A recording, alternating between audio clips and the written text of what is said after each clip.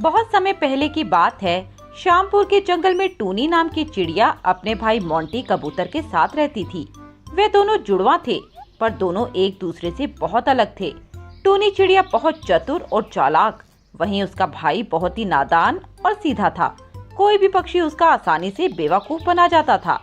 फिर एक दिन की बात है, मोंटी के दो दोस्त उससे मिलने आते हैं। अरे मोंटी, कैसा है तू? अरे यार, बहुत दिनों से तुम्हारे दर्शन हुए। कहाँ हो आजकल? अरे भाई, आजकल तो हम नोट छाप रहे हैं। सच कहे तो लाइफ बहुत अच्छे से जा रही है। अरे मुझे भी बता दो, ऐसा क्या काम कर रहे हो तुम लोग? मोंटी, ये काम ऐसा है जिसे तू तो क्या, जंगल का हर पक्षी अमीर बन सकता है। दौलत ही दौलत होगी।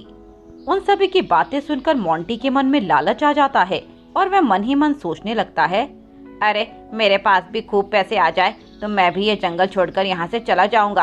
अपना खुद का एक बंगला बना लूंगा, एक महंगी गाड़ी।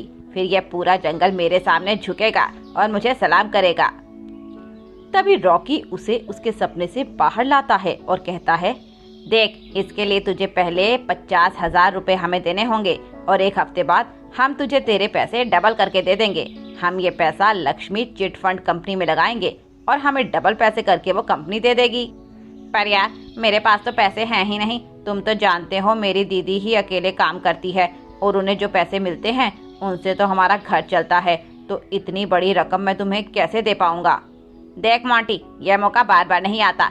ऐसा मौका तुझे शायद फिर न मिले, तो तू एक बार सोच ले, फिर हमें बता दे। और वैसे भी अमीर बनने के लिए थोड़ा रिस्क तो लेना ही पड़ता है।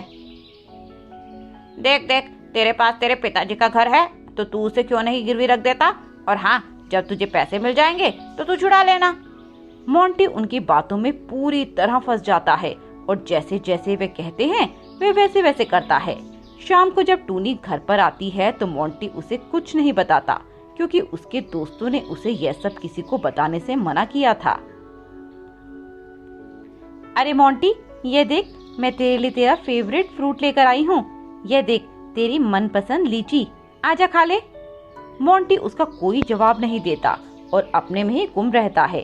टूनी उसे हिलाती है और उससे कहती है, क्या हुआ मोंटी, तूने कुछ जवाब नहीं दिया? मैं तेरी फेवरेट फल लाई हूँ और तू कुछ बोल ही नहीं रहा। हाँ हाँ दीदी, सुन तो रहा हूँ। लाओ, मैं लीची खाता हूँ। मोंटी लीची को बिना छिले ही खाने लगता है। तभी टोनी मोंटी के बर्ताव में कुछ अलग सा देखती है और अगली सुबह मोंटी जल्दी उठकर प्रॉपर्टी के पेपर सुनार के पास गिरवी रख उससे 50,000 रुपए ले आता है और बॉक्स को घर में छुपा देता है। अरे मोंटी को क्या हो गया? यह कल से कुछ अलग अलग बर्ताव कर रहा है। पता तो करना पड़ेगा, आखिर माजरा है क्या? टूनी इसके बाद मोंटी का पीछा करती है और देखती है वह कहाँ जा रहा है।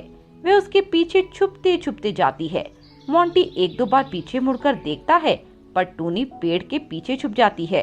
तभी मोंटी एक सुनसान जंगल में जाता है, जहाँ उसके कुछ दोस्त पेड़ पर बैठे हुए थे। आओ आओ मोंटी, ले आओ पैसे। नहीं नहीं, मैं अभी पैसे लेकर नहीं आया हूँ, वो दीदी घर पर थी ना। तो फिर मैं कल वो पैसे ले आऊंगा, तुम चिंता मत करो। इसके बाद मोंटी वहाँ से चला जाता है। मोंटी के जाने के बाद टूनी वहीं रुक जाती है।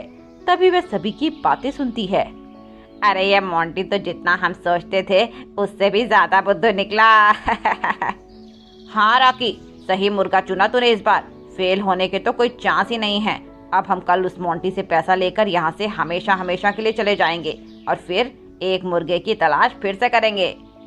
मुझे नहीं पता था कि मोंटी इतना बड़ा बुद्धू होगा और हमारे एक बार कहने से ही पैसे दे देगा। पागल कहीं का। अब देखना वो अपना सर पकड़ कर रोएगा जब उसे ना तो पैसे मिलेंगे और ना रहेगा सर पर छत। वे सभी बहुत तेज तेज हंसने लगते हैं, पर टूनी भी रास्ते में उड़ते हुए ये समझ जाती है कि मोंटी इनके गलत इरादों में फंस गया है। वह उसे बचा कर रहेगी। मुझे कुछ न कुछ तो करना होगा, वरना कल वो दुष्ट लोग मेरे भाई को पागल बनाकर उससे पैसे लूटकर ले जाएंगे। पर मैं करूं भी तो क्या?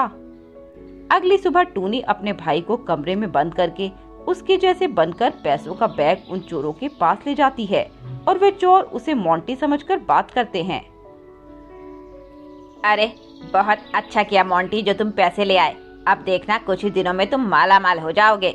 हर ऐशो आराम की चीज होगी तुम्हारे पास। हाँ हाँ, तभी तो मैं ज्यादा देर ना करते हुए ये पैसे तुम्हारे लिए ले आया हूँ। लाओ लाओ, ये पैसे दे दो। हाँ हाँ, ये लो। टोनी उन्हें वो बैग देती है। अरे ये बैग तो बहुत भारी है। अरे इसमें पैसे भी तो ज्यादा है ना। इसके बाद टोनी वे बैग उन्हें देकर वहां से चली जाती है।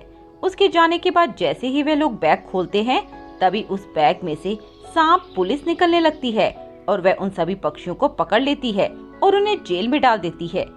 शुक्रिया दी, आप नहीं होती तो पता नहीं क्या होता। देखो मोंटी, यह दुनिया बहुत ही चालाक है और यहाँ तुम जैसे सीधे लोग नहीं जी सकते। इसीलिए अगर तुम्हें इस दुनिया में जीना है तो इनके साथ कदम से कदम मिलाकर चलना है और तुम्हें भी चालाक बनना ही पड़ेगा। हो तो भला हो, हम दोनों एक जैसे दिखते हैं, इसीलिए मैं तुम्हारी जगह जाकर उन लोगों को पागल बना पाई। पर अगर मैं कल ना हुई तो? ठीक है टूनी दी, मैं आज से आपको शिकायत का कोई मौका नहीं दूंगा और एक चालाक पक्षी बन के दिखाऊंगा। इसके बाद मोंटी खुद पर बहुत काम करता है और खुद को चालाक बना लेता है। अब कोई भी पक्षी उसे आसानी से बेवकूफ नहीं बना सकता।